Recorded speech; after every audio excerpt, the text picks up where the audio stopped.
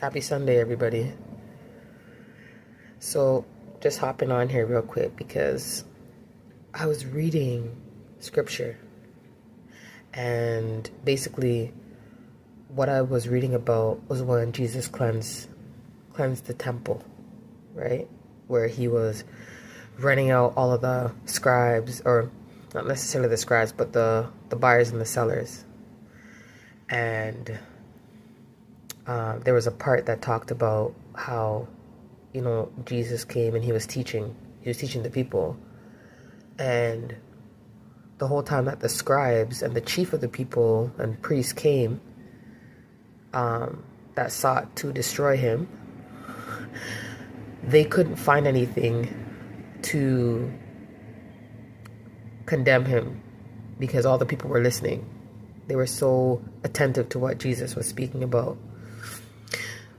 When I read the Bible, I read it from a metaphysical standpoint. I don't read it in the traditional way. And so, to be honest, what really came through for me was Jesus, which represents that Christ consciousness, right? That righteousness, which is right thinking, is those chiefs and those scribes, which essentially represented those elusive thoughts that we all have, the ego, right?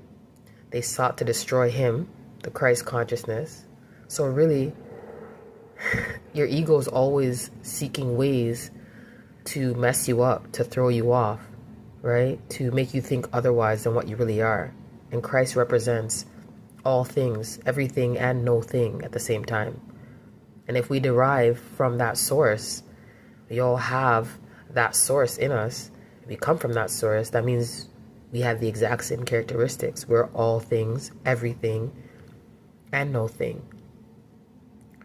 And so the message that came through for me was really, if I'm everything and no thing, because the source is everything and no thing, then my job is to always examine any and every thought that comes to my mind and ask the question, is this in alignment? Is this thought in alignment with who I am at my core?